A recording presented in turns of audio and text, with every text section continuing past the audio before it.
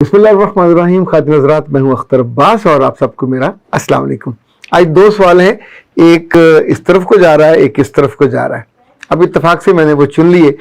जो पहला सवाल है वो इसरा का है और इसरा ने कहा कि सर आप बराह करम अपना मामूल बताइए कि आपका दिन भर का मामूल क्या होता है। अच्छा, बाकी दिन का तो मैं नहीं बताता, आज का आपको बताता हूँ। आज चूँकि इत्तफाकन अचानक छुट्टी हो गई थी, ये हमारे यहाँ लाहौर में एक बिरयानी भी है जिसका नाम अचानक बिरयानी है। तो अचानक छुट्टी थी, सुबह नमाज फजर के बाद मेरा जी चाहा कि मैं अपने ड्राइवर को लूँ साथ और ऑफिस चला। जो मेरा ऑफिस घर से कोई 20 किलोमीटर के फासले पे, तो 20 काम थे वहाँ जाके करने वाले थे। तो बच्चे सोए हुए थे। अच्छा, वो सब नमाज पढ़ते हैं, पढ़ के सो जाते हैं। फिर उन्होंने कोई एक आध घंटे बाद जब स्कूलों का टाइम होता है फिर जाना होता है। अब उन्हें इल्म था कि स्कूल नहीं जाना ना कॉलेज जाना है। तो मैंने मुदस्सर से कहा कि पराठा बना लोगे, तो वो आए बाएं शाये करने लगा। मतलब ये था कि बना बना ही खाना है। तो फिर मैंने कहा ठीक है, तुम भी घंटा सो लो, तो तब तक जो हमारी कुक है वो आ जाएगी, वो फिर खाना बनाएगी, खाएंगे, फिर चले जाएंगे। तो फिर हम चले गए, तकरीबन 10-1 बजे ऑफिस चले गए। पर जाने से पहले ये किया कि जितने गर्मी के कपड़े थे, हाफ स्लीव्स और पतली शर्टें और पतले कुर्ते, उन सबको मैंने तह लगाया। पिछले दिनों मैंने ऑनलाइन कुछ बैग्स मंगवाए थे, ये जिप वाले बैग्स होते। पहले हम बंडल बना के इनको स्टोर में या पेटी में अपने कपड़ों को फेंकते थे जो मौसम बदलने के बाद। तो अब ये था कि वो बहुत अच्छा है, यानी एक ही जगह आप 25-30 शर्ट्स और कुर्ते आ जाते हैं। जिप से बंद कीजिए और जहां आपने अलमारी में लगाने तो वो लगा लीजिए। अच्छा, वो किए। फिर कुछ कपड़े भर गए थे, तो मेरे पास एक लाचा है ग्रीन कलर का। एक आध दफ़ा मैंने पहना, तो खैर उस लाचे में उनको फोल्ड किया और हम वहाँ गए। और भी कुछ एक दो चीज़ें ले जाने वाली थी। हाँ, एक हमारा बड़े खूबसूरत, हमने इस साल कूलर ख़रीदा था जो पानी के हवा के साथ साथ पानी भी फेंकता है। तो जब हम वहाँ पहुँचे तो मुदस्सिर ने कहा कि सर ये पानी नहीं फेंक रहा, सिर्फ हवा दे रहा है। अब एक रास्ता ये था कि हम उसको वैसे ही डंप कर देते। तो हम फिर बाजार गए, वहाँ से उसकी मोटर बता इसलिए रहा हूँ कि चीज़ों को साथ साथ सेटल किया करें। उसकी मोटर खरीदी, मोटर लगाई। अब अगले साल जब गर्मी आएगी और कूलर चलेगा तो उस वक्त वो ना चलता तो बुरा लगता है ना। तो ये सेटल हो गया। अच्छा, फिर ये कपड़े जहाँ अलमारी में ऊपर रखे हुए थे वहाँ से, अब मेरे ऑफिस में मेरा एक बेडरूम भी है। बेडरूम में मेरा अपना बेड है, कंबल है, हर चीज़, बिस्तर है, छोटी सेटी है कि जब क्लाइंट नहीं होते तो फिर मैं वहाँ आराम करता हूँ। और मेरी मर्जी का वो कमरा है, सुकून पर सुकून। तो वहीं जो है वार्डरोब, उसमें ऊपर जो खाने हैं बड़ी खूबसूरत बने हुए, उनमें फिर वो रखे। वहाँ से जो दूसरे सर्दियों वाले थे वो निकाले। ये भी सर्दियों वाली थी, पिछले साल इसको वहाँ रख दिया गया था। अच्छा, अब इस साल हमने ये सोचा था कि हम कपड़ों में जो नीम है इसके पत्ते भी रखेंगे। पहले तो वो एक वाइट कलर की गोलियां वो रखी जाती थी, तो जब ना रखी जाएं तो फिर ज़ाहिर है 100 तरह के मसाइल होते हैं। अब ये सारी चीज़ें घर में लड़की को आनी चाहिए। तो मेरे बच्चों के अलग बैग्स हैं, बीवी के अलग हैं, और वो उनको अपने अपने पैक करती हैं जैसे जैसे। फिर मुझे जो कोई कंबल पसंद है, फिर मैंने अपना कंबल निकाला जो घर लाने के लिए। बच्चों को अपने लहाफ पसंद है, उनके लहाफ निकाले, वो सब पैक करके रखे हुए थे। तो अब सर्दी चूँकि आ रही है तो बजाय इसके कि किसी वक्त अचानक शोर मचाएं, अभी तो वो पंखा चलाते हैं कि सर्दी लग रही है, अचानक बारिश हो सकती है, तो चीज़ों को घर के सरबराह के तौर पे। अच्छा, जब गाड़ी आज हम दूसरी लेके गए थे, ये कैरी नुमा है। अच्छा, ये ऑटोमेटिक है, सिबारो उसका नाम है।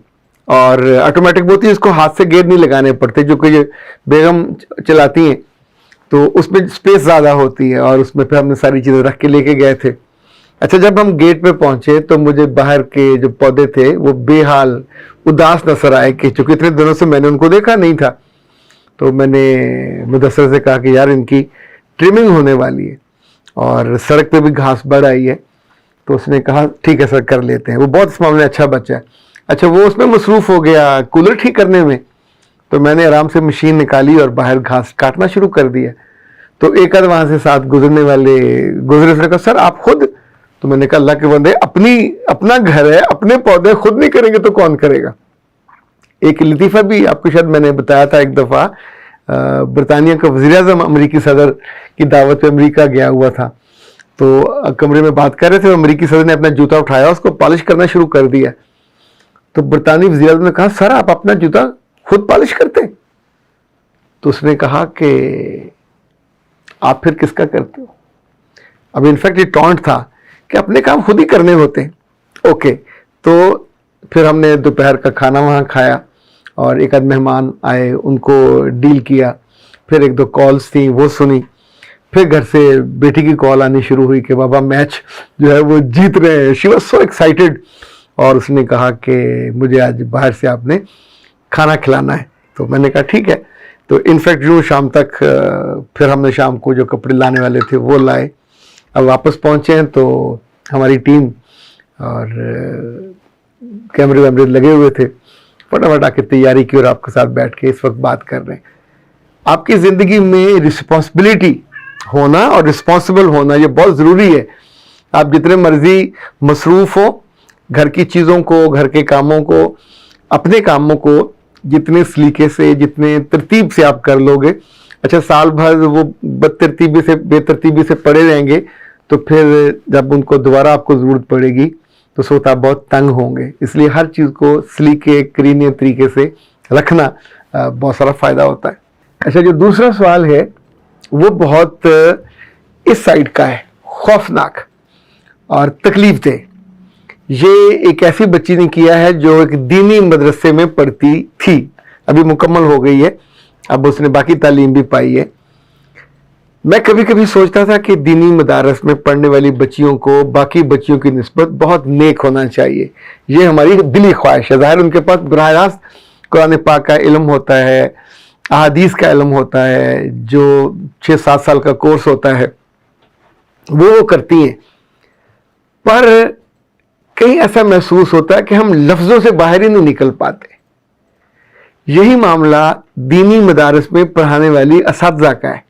ممکن ہے سب ایسی نہ ہوں، لیکن جن سے مجھے واسطہ پڑا یا جن لوگوں نے مجھ تک رابطہ کیا یا جن کے متاثرین نے رابطہ کیا، تو میں اس وقت بہت ہمبل ریکویسٹ کر رہا ہوں دونوں سے، دینی مدارس کی اساتذہ سے اور دینی مدارس کی طالبات سے، کہ اے پیاری خواتین اور اے اچھی طالبات، آپ نے یہ رستہ اپنی مرضی سے چنا یا آپ کے والدین نے آپ کو اس رستے پہ چلایا؟ یہ بھی تو ہو سکتا ہے کہ اللہ تعالیٰ خود چاہتے ہوں کہ آپ کی زندگی میں یہ خوبصورتی، یہ علم، یہ فہم آئے اور اس کے بعد آپ پریکٹسنگ مسلم بنو. تو ہم اور عام لوگ اگر ہماری ایمان کی پریکٹس میں کچھ کمی کوتاہی رہ جائے تو ہمارے پاس ناقص سی دلیل ہوگی کہ علم نہیں تھا، پتہ نہیں تھا.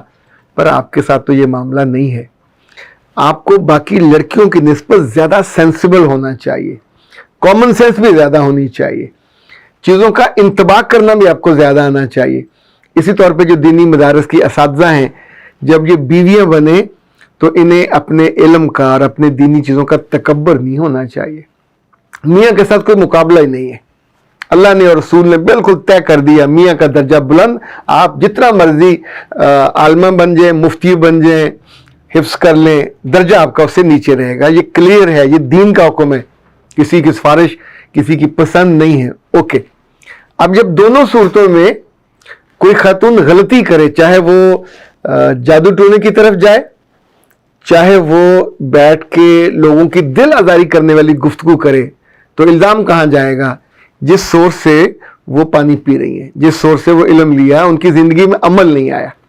اب جس بچی نے مجھ سے رابطہ کیا اس کا نام ہے ABCD.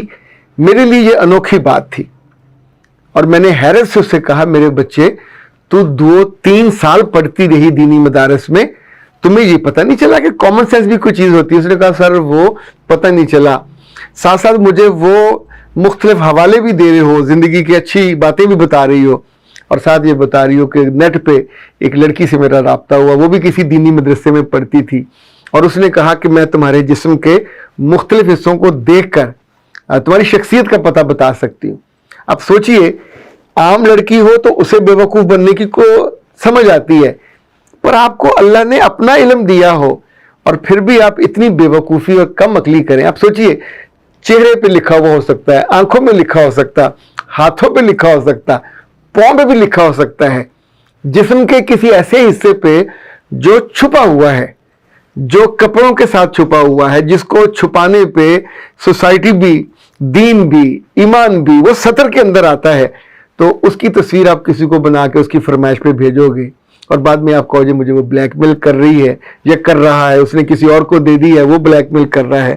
تو اس کا مطلب ہے میرے بچوں, عقل کی کمی ہے, ایمان کی بھی کمی ہے. یعنی عام بچی یہ غلطی کرے تو بھی سمجھ آنے والی بات نہیں ہے, پر آپ کو اتنا فہم ہو اور پھر آپ اکیلے کمرے میں کپڑے اتار کے تصویریں بنائیں اپنے ان حصوں کی جو چھپانے والے ہیں, دین نے بھی, شریعت نے بھی, سوسائٹی نے بھی, ہر صورت میں, اور آپ ان کو بھیج دیں تو وہ بیوقوف یا بدبخت ان کو دیکھ کر کیا آپ کی شخصیت کا اندازہ کرے گا. بودھی شخصیت ہے, ایک ڈھیلی شخصیت ہے, ناقابل اعتبار اور بیوقوف شخصیت ہے, احمق شخصیت ہے. یہ اس کا کم از کم اس نے یہ نہیں بتایا ہوگا, لیکن آپ نے تو یہ ساری حرکتیں ثابت کر دی. بیوقوف مت بنا کریں. لوگ بیوقوف بنانے کے لیے ہر روز نئے طریقے اختیار کرتے ہیں. جیسے بینک کے آپ کے اکاؤنٹ سے انہوں نے پیسے نکالنے ہوں تو 10 طریقے اختیار کرتے ہیں.